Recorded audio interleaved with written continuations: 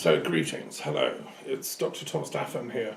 I'm making this recording today, 2nd of February, essentially to honour Imbolc and St Bridget's Day and Candlemas. It's a very important time in the Christian and Druid calendar, and I want to celebrate that fact firstly and say why I think it is important. It marks really the beginning of spring for the Druids and the ancient peoples of Britain and Ireland and Northern Europe, where the Druids lived for millennia.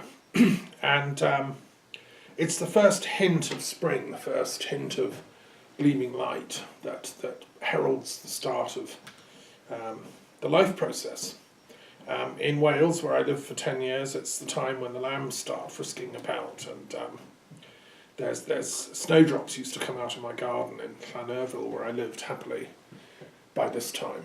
And you can sense spring coming, even if there's still a bit of snow on the ground. So I think the world's going through a lot of trouble at the moment and turmoil. We have Brexit, we have Venezuela, we have unsolved conflicts in Syria, Yemen. You know, the world is in turmoil, and that's just the tip of the iceberg. But the good news of Imbolc is that there is going to be light. Light is returning. We don't have to face this darkness alone. We don't have to face it in the prospect of complete, total defeat on all fronts. What is this conflict we're involved in? Well, it's a conflict of ignorance. I mean, I take the Platonic view as a Druid and Neoplatonist and Christian philosopher that wisdom, truth, and being, ontos in Greek, is good. That the universe is intended as a place of beauty and love and wisdom and happiness for all beings, all people, within the constraints of the life cycle. Obviously, there is birth and death, there is suffering, there is a certain degree of pain. You know, even in childbirth, there is pain, but that's not deliberate. It's just the way things are. It's not that there is something evil about existence. I don't take that utterly dualistic view that the visible material universe is evil and so on. That's a false reading. It's a toxic dualism, as I explained in my lecture in Top Mess. I take the view that the universe is one enormous, huge, extraordinary being of goodness, an ontos, which we are part of. We are the godlets who can explore and celebrate and love and praise that. And this, I think, is the teaching that all the sages and seers and Vedic rishis and Sufis and Kabbalists and prophets of all times have said. I mean, I'm merely just one voice among a huge litany of people who would argue that. So the threats, the conflicts that we're facing are the opposite proposal, that there is something fundamentally evil at work and we have to stop it. And this is, I think, the danger of what I call toxic dualism. This is the dark occultists that have stirred up Brexit to create this fantasy that the UK is all good and the EU is all evil.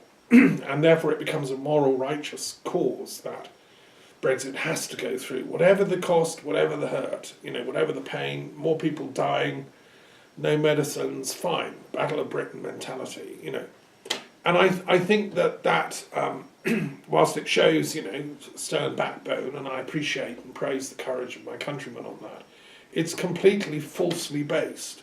It's a toxic dualistic idea that has no bearing in reality. The EU is not some tyrannical superstate. The EU is an agglomeration of nations who over many years have come together to work for peace and harmony and mutual prosperity, and on the whole it's brought that. And obviously there are problems, and we need to sort out the economy of some countries, and we need to strengthen up our peace work so that the EU doesn't join the club of nations becoming some sort of superpower. I'm very disturbed at its immediate recognition of this pretender in Venezuela, for instance. Have the European people been consulted? Is that really what we want, to back the American CIA coup against the Venezuelan Democratic Socialist president, Maduro, who is a person working in the traditions of Simon Bolivar and so on, the American Latin American revolutionary, actually liberal tradition. So I think there are obviously problems with the EU, but to simply smash the whole thing up and replace it with chaos is simply not a reasonable choice, and it's premised on this false dualism, which is also what's going on in Venezuela. We're being sold the idea that Maduro is all evil and that this other contender is all good. It's fake theology, it's fake philosophy, and it's very poor metaphysics. The people of Venezuela have already elected this man, Maduro. He should be given a chance, and the idea that foreign powers intervene to meddle in his affairs is outrageous. And the people of Venezuela should find a way to mediate their differences, and if this other chap wants to be president, he should be elected in due course, without foreign interference, although it seems to me he has very little support among the actual Venezuelans. I suspect this whole thing is just a bid by the USA to kind of seize the oil wealth of Venezuela by putting their own placeman in charge. We've seen that happen in Iraq, and we've seen the USA flexing its imperial muscles completely ridiculously, in my opinion. The country seems to have gone totally mad. And I invoke the ghosts of President Kennedy and Roosevelt and former President Clinton and all the moderates, the intellectuals, Jefferson and people that actually steered the USA into the right path in history. We desperately need someone to come forward with the intelligence. Hillary Clinton had the intelligence, but she had a very bad media image, and I don't think she will win if she runs for president again. But we need someone with her brains and her devotion to the cause of democratic enlightenment for all the peoples of the USA, not the kind of Trump neo-fascist, let's build a wall and clobber everyone that doesn't agree with this kind of mentality. So, however, the point of Imbolc is that there is light in spite of all this. For the Native American peoples, there will eventually be justice. For the peoples of Peru and Mexico, the native Indians who've been trampled on for centuries, there will be justice. This cusp between pagan peoples around the world who suffered colonialism and imperialism and the colonial powers, this is perhaps the greatest challenge to peacemaking in the world at the deep level. Johan Galton, my colleague, talks about the structures of violence, structural violence. Well, there's structures of peace, and in order to do that, we have to rebuild the fabric of the collective body politic that's been shattered by all these wars over the last centuries. And my job as an intellectual and philosopher is simply to contribute to how we can do that at the deepest level. That's what my thesis on transpersonal history is about.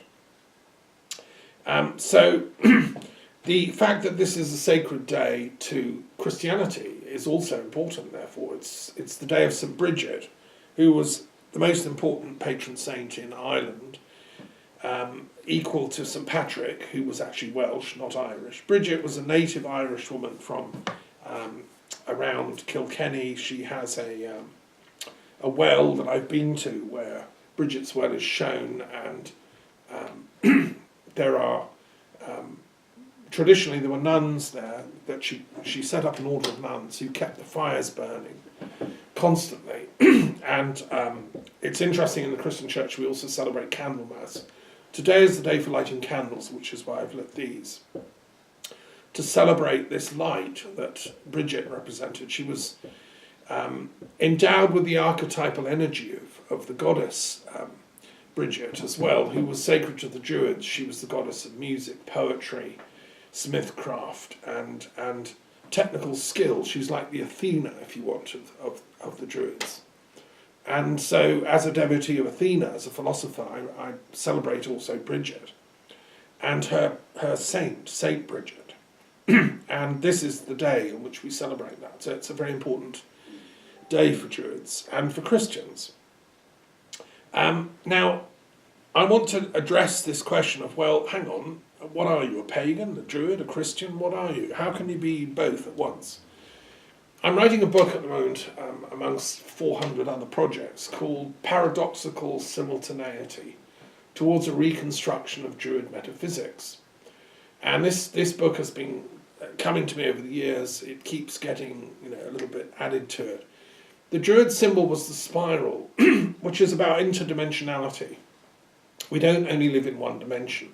The tangible, tactile dimension of three-dimensional material reality is only one dimension.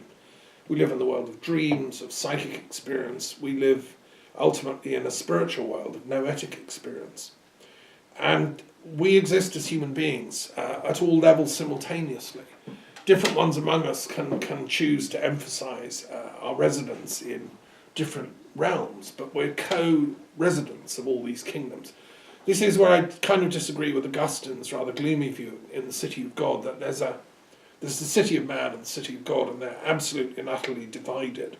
I don't see it like that. There's the cities of the gods, and there's the cities of the humanities, and there's the cities of the angels and of the daimons and the earth spirits and the different realms of being, all of which have their place and their integrity. What's incredible about us humans, why we're kind of a special kind of being, is we can float and travel between all these worlds once we learn to navigate. And that's part of the Druid craft that takes many, many years to develop. And it's evidenced also in Tantrism, in the Kabbalah, the idea of the Merkava, the chariot path. The Kabbalistic sage following Enoch can traverse all the different worlds and all the heaven worlds.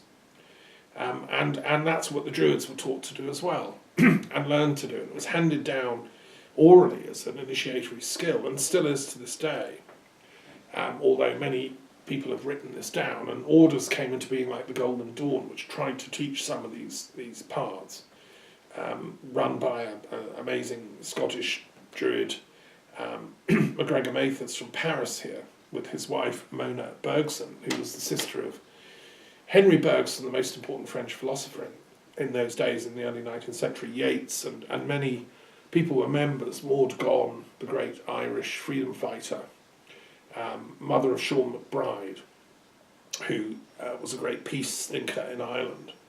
So that esoteric heritage of Ireland and the Druid teachings is precious, and I don't want to see Brexit trash all that and fail to understand it. As a teacher in UK schools for many years, I was shocked really at the narrowness of the curriculum. UK kids are not taught Irish history, even Scottish or Welsh. They're taught in a very limited diet, and therefore think England is the centre of everything. And these Celtic peripheries are of no importance. It's, with all due respect, as I've said before in some of these talks, a complete rewriting of history. The Celts, the Irish, were civilised, cultured, learned, wise people with a tradition in writing going back to the Bronze Age, as old as the Homeric poetry, celebrating the Druids and their adventures and the different kings and the king list. We have a king list in Ireland going back to the Bronze Age. There's nothing equivalent in Anglo-Saxon culture. The first thing is Beowulf, which is about 400 AD. These English are very, very newcomers to the work of cultural development and spiritual development. Although with the rune tradition, the Anglo-Saxons have their own wisdom. I'm not denying that. I'm part Anglo-Saxon, but I'm also part Irish, and I've assessed and weighed the respected merits of these cultures, and I find the Irish is certainly worthy of considerable esteem, and Irish history and culture should be taught in all English schools, and Welsh and Scottish, and just as English history is taught in schools in Ireland, Wales and Scotland. The answer, the key to solving the causes that caused the Brexit vote is education, and I'm obviously a teacher and a scholar and academic, but we need a different kind of education, a much more universalistic, a much more globalistic, a much more world-centred education, instead of seeing things in a narrow perspective. And the whole idea of a national curriculum, I think, is very outmoded. What do we mean by a national curriculum? Scotland, Wales, Ireland, are they having their own national curriculums? No, we need a planetary curriculum. And I've written a planetary education manual following in the footsteps of my late colleague Robert Muller, who devised a world curriculum. He was a visionary who helped set up the University of Peace in Costa Rica.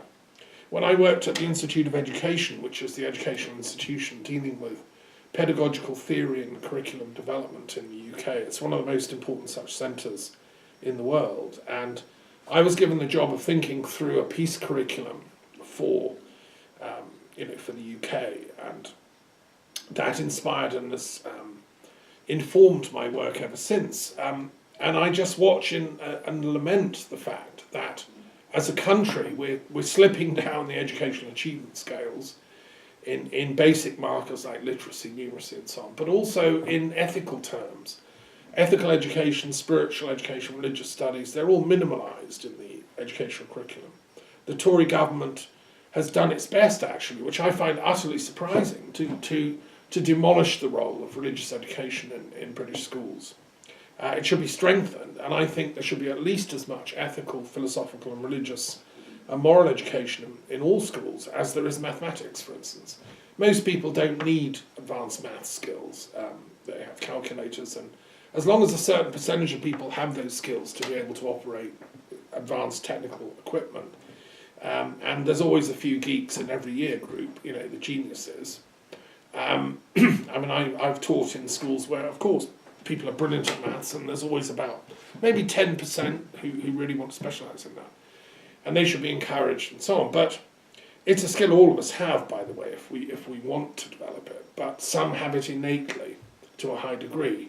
And if you think of people like Alan Turing, who helped devise computing and crack the Enigma code in World War II, those are the geniuses we should be encouraging. But we need to encourage the equivalence in morality, ethics and philosophy, because that is something that we all stand or swim with, or sink if we lack it. And I would say that the failure of Brexit shows up in stark reality, the failure of the ethical imagination of the people of parts of the UK. I've come to the conclusion, having studied peace for many, many years, that peace is not simply about quantification. It's not a mathematical process. Although Lewis Fry Richardson and colleagues in the Conflict Research Society argue that peace should be approached numerically as a quantification challenge, I'd say that can only be true up to a certain point. That ultimately peace is a quality of imagination. If the human imagination chooses peace, which it finally does, but sometimes has to live through nightmares. Think of, like, on the 31st of January, we commemorated the tragedy of the surrender of the German army at Stalingrad and that horrible war between Germany and Russia, which, ironically, both Germany and Russia had signed a peace treaty. They weren't going to attack each other. And then Hitler broke the rules, attacked, and finally he ends up losing at Stalingrad, and an entire army of German troops has to surrender. Bitter, freezing, cold conditions. And most of them were never seen again. They vanished into prison camps in Russia, and I think only about 2,000 ever made their way back to Germany years later. Hitler just literally threw these lives away. There have been a few films made about that.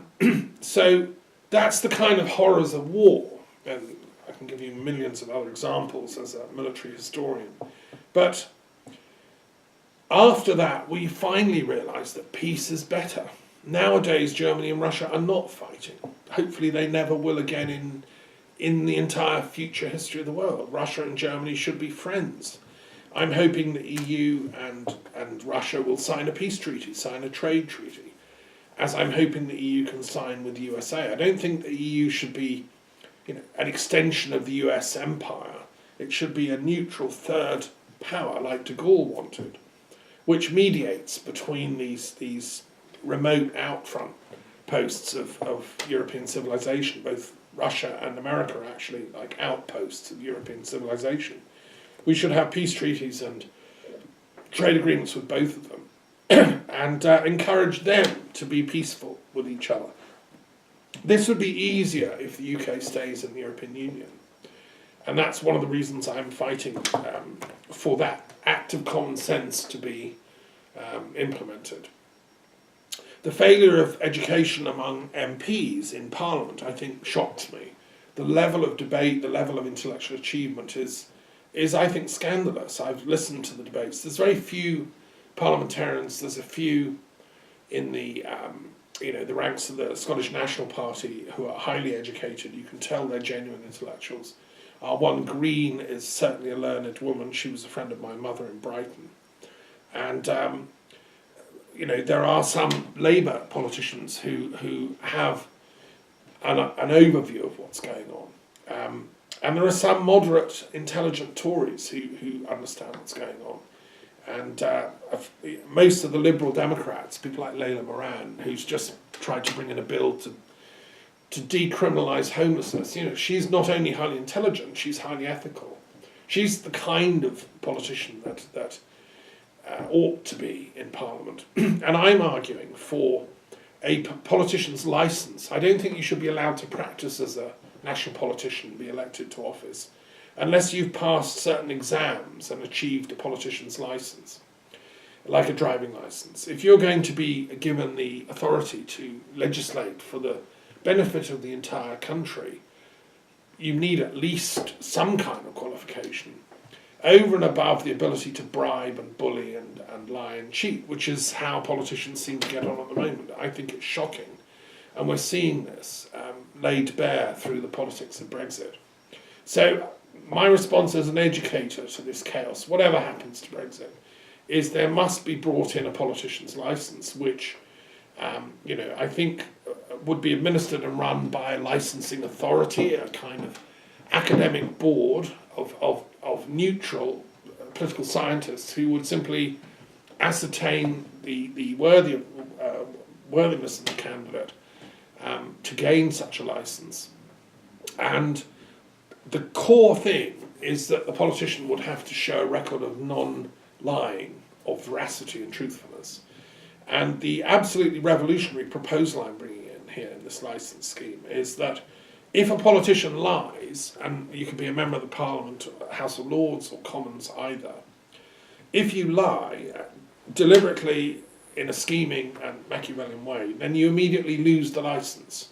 The licence is there based on truth. You see, to politicians and intellectuals, truth-telling is as important as the ability to lay a straight line of bricks to a bricklayer. You can't build a wall if you don't know how to lay the bricks in a straight line. So in politics, if you can't tell the truth, the wall will not stand. And so that's essential. And of course there's an element of subjectivity. I mean, I could stand up as a conservative politician and say, no, I honestly believe the free market is the solution to our political problems and economic problems. But I can stand up, someone else as a socialist politician, and say, no, I absolutely fervently believe, no, I know that socialism is the only way forward. Well, those are subjective statements. That's not about truth-telling, that's stating your opinion. What I mean is, did I meet with such and such a person and receive a bribe last Thursday? No, Your Honour, but actually I was filmed and, it's evidential. Well, that's a lie, and that's what you would lose your licence for. So, on St Bridget's Day and at Imbolc, I would like to celebrate that the return of light to our polity as a country and as a world will be increased and furthered by the return of truth. Now, there is a tradition in the Zoroastrian religion that evil comes into the world. It's exactly the same as with Platonism, that evil comes into the world with a lie. Ahura Mazda, the god of truth, the god of wisdom, is constantly being confronted by Angela Mainyu, whose only power is lie, drudge. And by getting us humans to live in lies and to tell lies, we contribute to the kingdom of Angela Mainyu. So the only antidote, as a doctor of philosophical medicine, I'm simply saying here, we have to apply truth to this wound. Brexit and all the chaos that will ensue and is ensuing from it has arisen out of lies. We now know that the Leave campaign deliberately and schemingly lied. And the trouble is that the ruling party, the Conservatives, have benefited from their scheming and lies and are in bed with them. And it's scandalous. If we had a politician's license, then this thing could not go through.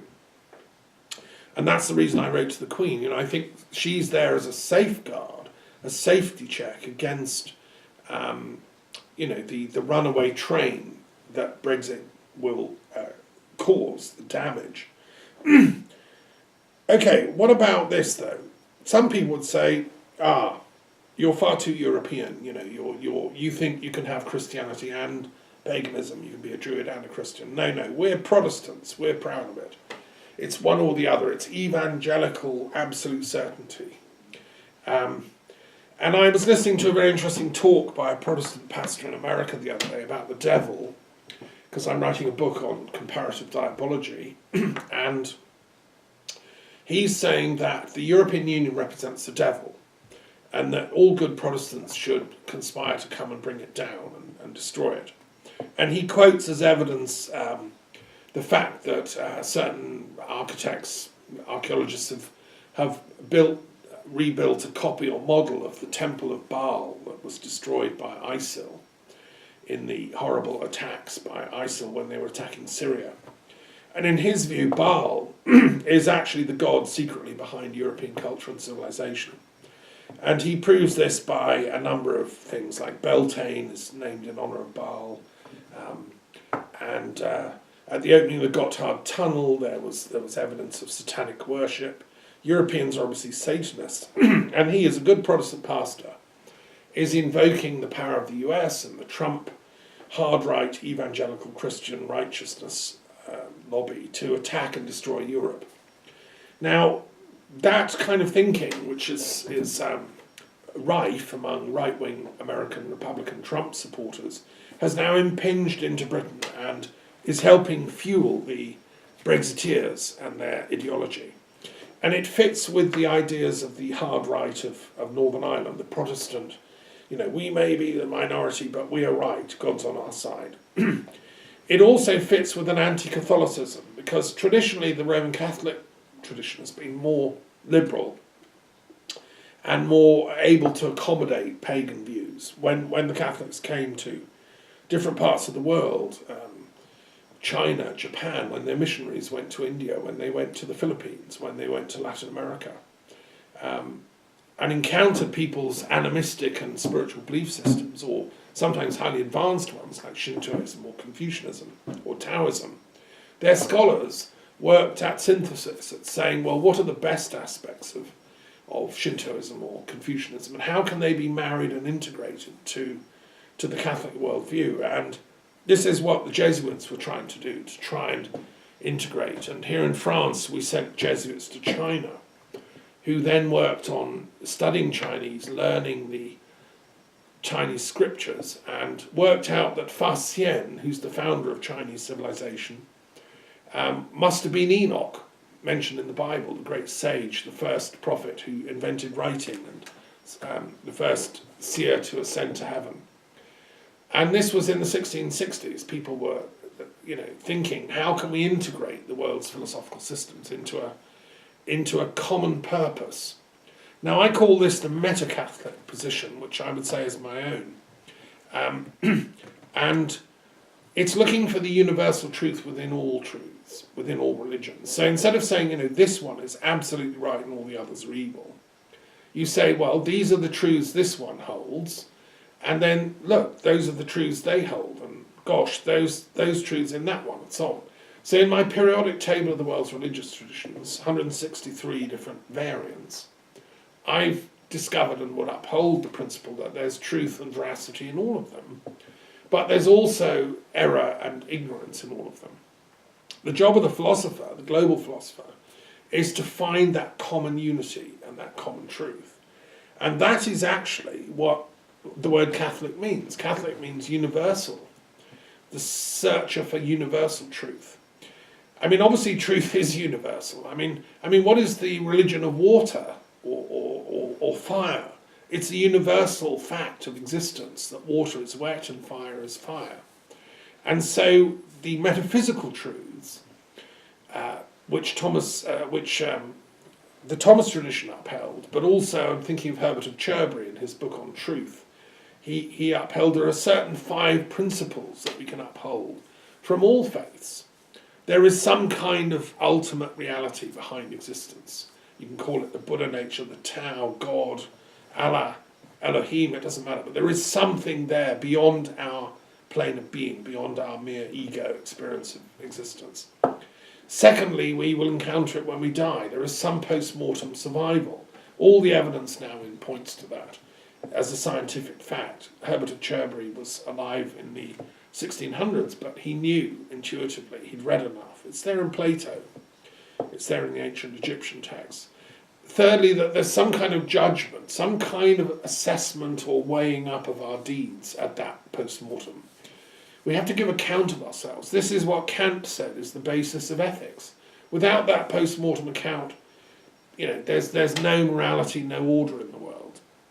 And I admit some people seem to believe that, but I'm sorry for them. Maybe it's a world without ethics, and I 100% agree with Kant here. And I studied with Professor Corner at the University of Bristol back in the 70s, Britain's foremost Kantian expert on that very point of its underlying all ethical concepts, this post-mortem existence. And then finally, what Kant said is, what Herbert of Cherbury said, who was an influence on Kant, by the way, that